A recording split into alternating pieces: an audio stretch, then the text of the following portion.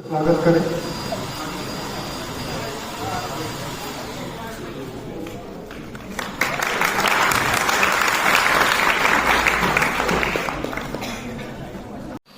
Career परामर्श एवं मार्गदर्शन प्रदान करने के लिए आज हमारे स्कूल में जो कार्यशाला आयोजित की गई, उस संबंध में हमारी शाला में उपस्थित जो मुख्य अतिथि महोदय श्री गौरवंशी सर, हमारे शाला के प्राचार्य श्री भान सर, वरिष्ठ व्याख्याता श्री लोनारे सर, पूर्वे सर, कोस्टे सर, सभी शिक्षक शिक्षिकाएं एवं यहाँ पर उपस्थित जो मेरे प्यारे विद्यार्थी हैं, मैं ये बताना चाहता हूँ कि आज की जो कार्यशाला है, इसका उद्देश्य ये है कि जब भी विद्यार्थी विषय का चयन करना चाहता है या फिर वह किसी कैरियर का चुनाव करना चाहता है, तो वो बहुत ही असमंजस की स्थिति में होता है, क्योंकि आज के कंपटीशन की दुनिया में इतना कन्फ्यूजन बढ़ चुका है कि वह ये निर्णय नहीं ले पाता कि उसके लिए किस विषय का चयन सही रहेगा या वह आगे चलकर किस कैरियर को चुने ताकि उसका भविष्य खुशहाल हो सके। Thank you sir. आप सभी का बहुत बहुत धन्यवाद और मुझे यहाँ आमंत्रित करने के लिए आप सभी स्टाफ का, शिक्षक का तहे दिल से धन्यवाद देता हूं कि आपने विद्यार्थियों की गाइडेंस के लिए मुझे यहाँ आमंत्रित किया है। बेहतर से बेहतर करने का प्रयास करो, मिल जाए नदिया तो समंदर खोजने का प्रयास करो, टूट जाते हैं शीशे पत्थर की चोट से, शीशे ही टूट जाए ऐसा समंदर बनने का प्रयास करो। नमस्कार आप सभी का।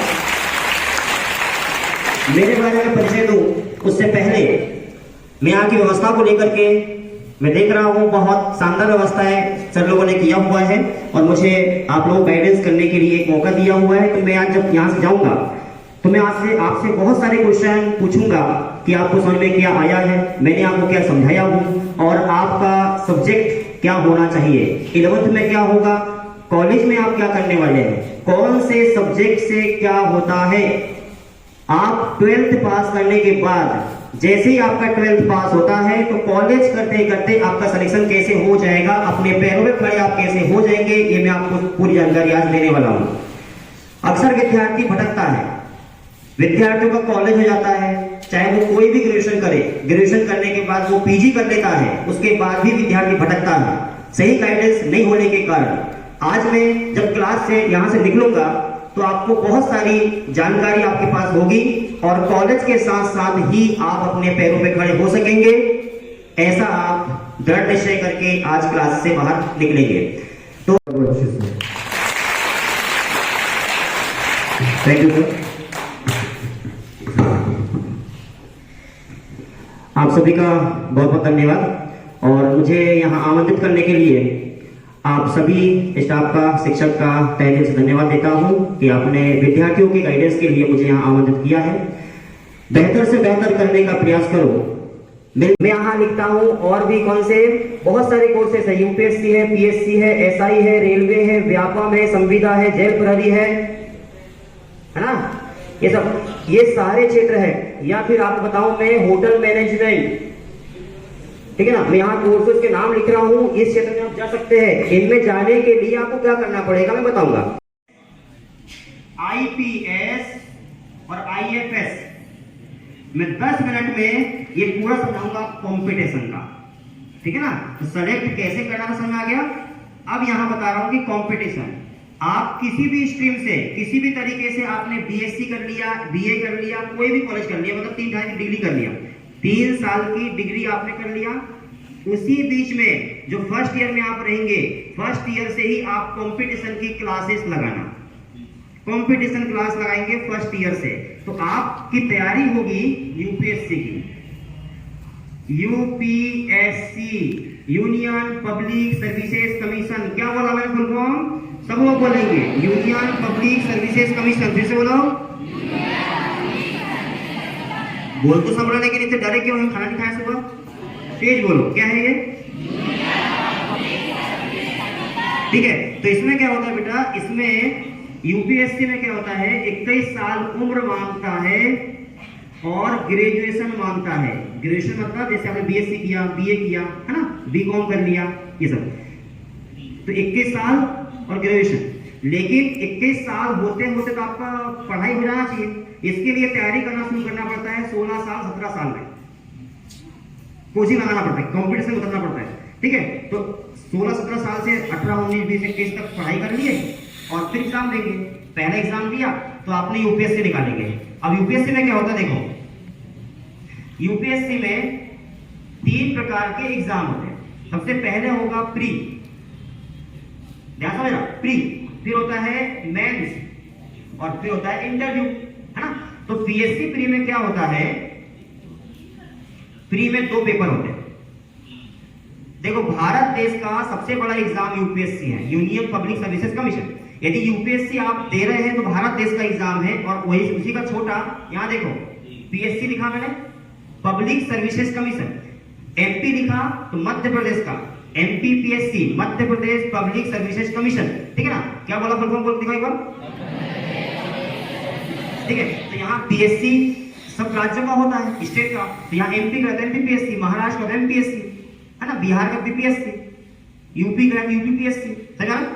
एमपी का है तो एमपीपीएससी, है ना। जैसे देश का यूपीएससी होता है वैसे राज्य का होता है पीएससी।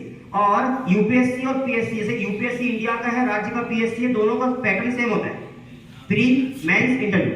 प्री में 2 पेपर, प्री में 2 पेपर कौन से एक होता है जीएस का और एक होता है सी सेट का। अब यहां समझना पड़ेगा जीएस और सी सेट क्या होता है। अब यहां से जैसे समझ में आ जाएगा तो लिखना शुरू कर देना फिर, है ना, बात समझने के बाद। तो प्री होगा 100 क्वेश्चन प्री में होते हैं और इसमें भी 100 क्वेश्चन सी सेट के। अब आपको समझ में आएगा कि सर जीएस क्या होता है। जनरल स्टडीज, जीएस, जीके और जीए, 3 चीज होती है, जीएस, जीके और जीए। जीएस, जीके, जीए। अब आप बोलेंगे सर ये होता क्या है, तो जीएस का मतलब होता है, जैसे मैं एग्जांपल दूं आपको, ये जो पेन है, ये पेन की कंपनी कौन है, कंपनी की स्थापना कब हुई थी, कंपनी के मालिक कौन है, उसके सीईओ कौन है, यानी स्टार्ट से लेकर के अभी तक की जानकारी जब डिटेल आप पढ़ते हैं उसको कहते हैं जनरल स्टडीज। स्टार्ट से लेकर अभी तक की जानकारी को हम कहेंगे क्या, जीएस। और 1 लाइन फैक्ट हम कहते हैं जीके, जैसे भारत की पहली महिला राष्ट्रपति, पहली महिला प्रधानमंत्री, पहली महिला विदेश मंत्री, स्पीकर कौन, लोकसभा की पहली महिला अध्यक्ष कौन, महासचिव कौन, ऐसे काउंटेबल, ये जीके होता है। जैसे एमपी की पहली महिला राज्यपाल कौन थी, पता होना चाहिए जीके। एमपी की पहली महिला राज्यपाल, एमपी की पहली महिला मुख्यमंत्री उमा भारती, नहीं पता होना चाहिए, नॉर्मली घर में तो ये माहौल होना चाहिए। तो उमा भारती पहली महिला राज्यपाल, सरला ग्रेवाल पता होगा।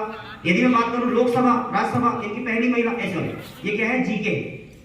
तो जीएस मतलब किसी भी टॉपिक का डिटेल, समझ आ रहा पीछे लास्ट में, पीछे लास्ट में सब, किसी भी टॉपिक का डिटेल मतलब क्या, जीएस। और 1 लाइन फैक्ट मतलब जीके।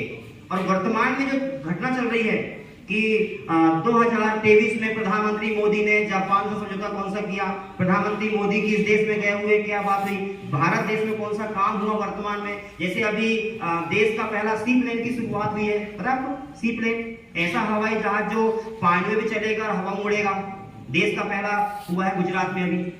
ये करंट अफेयर्स है, जीके बोलते हैं इसको, ये क्या बोलते हैं, जीए, जनरल अवेयरनेस। बताओ जीएस मतलब जनरल स्टडीज, जीके मतलब जनरल नॉलेज और जीए मतलब जनरल अवेयरनेस।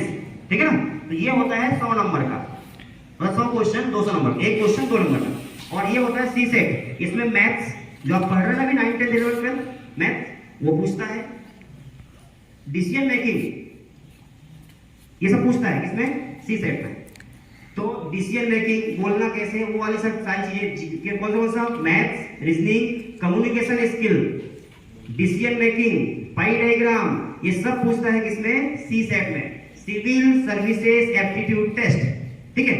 अब एग्जाम आपने ये वाला जो एग्जाम है ये आप पास कर लिया, प्री पास किया, फिर होगा मेंस, और मेंस में होंगे आपके 7 + 2 9 पेपर, कि आज पेपर केमिस्ट्री का है, कल फिजिक्स का है, फिर बायोलॉजी, ऐसा करके ऐसे कंपटीशन में होते हैं, एक एक पेपर चलते हैं। ये निकाल लिया आपने मेंस, ये होता है कितना 1750 नंबर का टोटल, ठीक है ना, यानी 1500 का ये, और फिर इंटरव्यू।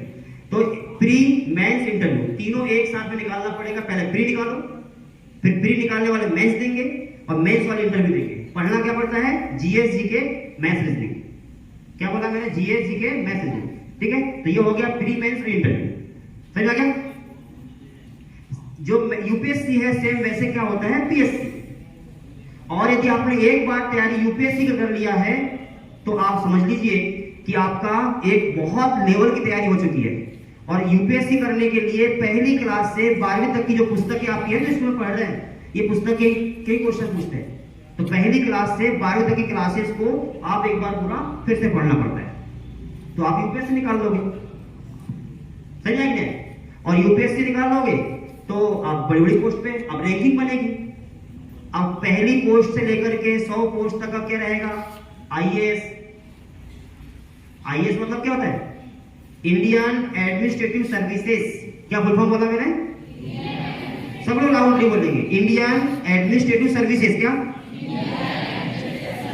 नहीं, डर के बोल रहे हैं सर, डर के बोल रहे हैं बच्चे, ऐसा लग रहा है।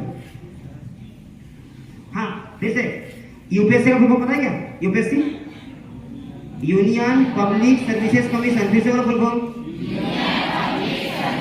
वेरी गुड, ये हुई ना बात।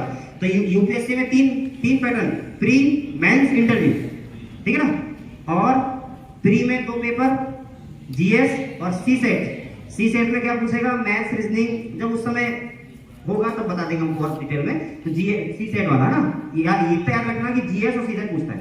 फिर प्री निकालने वाले मेंस और फिर इंटरव्यू। अब लिस्ट बनेगी, पास हो गया आपको, लिस्ट बनेगी तो पहले से एग्जांपल दे रहा हूं, पहले 100 तक जो रहेंगे वो आईएएस कलेक्टर, उसके बाद उससे छोटी पोस्ट होती है आईपीएस, इंडियन पुलिस सर्विसेज, जिसको हम एसपी कहते हैं डिस्ट्रिक्ट में, पता है कौन अपने यहाँ का भी? नहीं पता। तो पहली बात तो ये है कि आप जीके पढ़ना शुरू करिए, है ना, जीके पढ़ना शुरू करना। अच्छा, उसके बाद क्या होता है? तीसरी पोस्ट 100 से लेके 1 से लेके 100 तक आईएएस, 100 से लेके 200 तक मान लेते हैं अपन कौन सा? आईपीएस। और उसके बाद जो होता है वो होता है आईएफएस। आईएफएस इसको बोलते हैं Indian forest services, forest, Indian forest services. लेकिन ये विदेशों में काम करते हैं राजदूत के रूप में, पता है आपको? ध्यान से ना काम करते। आईएफएस विदेश में काम करते हैं राजदूत के रूप में। एम्बेसडर नाम सुना? एम्बेसी ऑफिस, एम्बेसी, जैसे आपके आधार कार्ड, पैन कार्ड, या फिर हम बात करें कि वो जो होता है ना पासपोर्ट और वीजा। अच्छा, कितने लोग पता है पासपोर्ट वीजा के बारे में? पासपोर्ट और वीजा देखो, सुनो,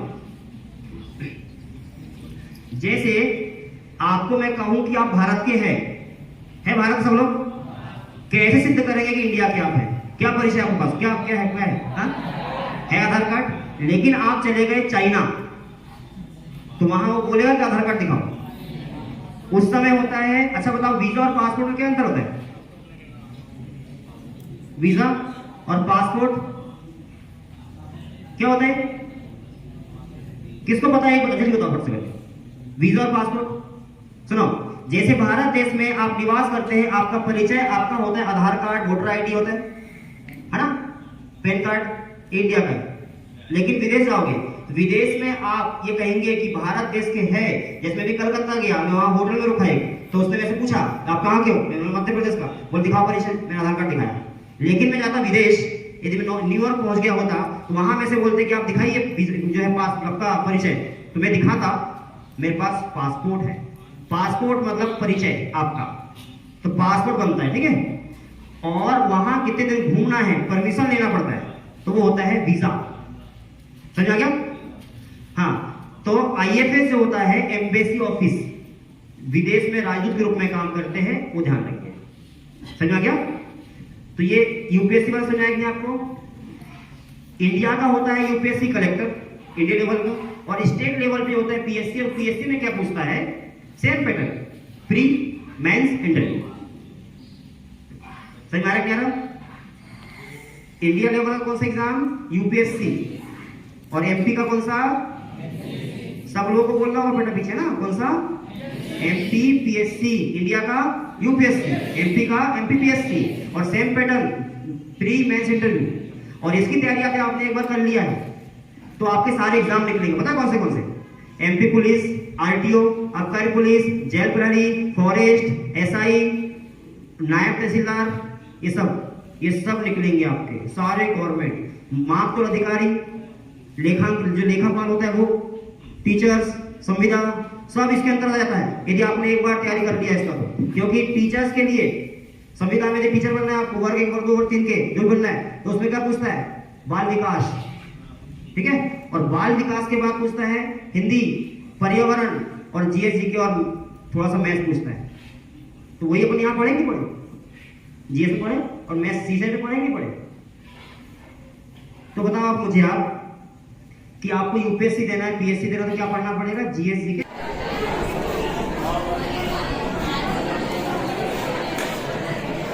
बेशक हमें टकराने दो, बेशक हमें टकराने दो,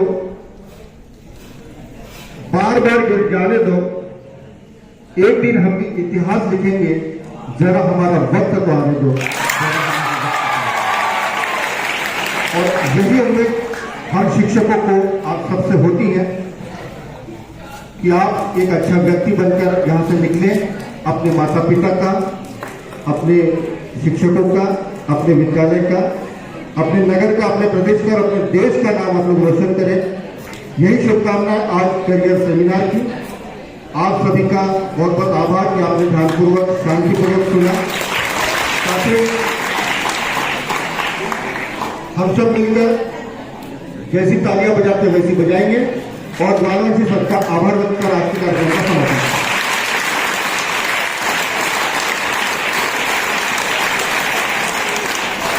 ये पोस्टर्स कल तक लगे रहेंगे, इनको फाड़ना नहीं है, इसके ऊपर कुछ पेन नहीं चलाना है।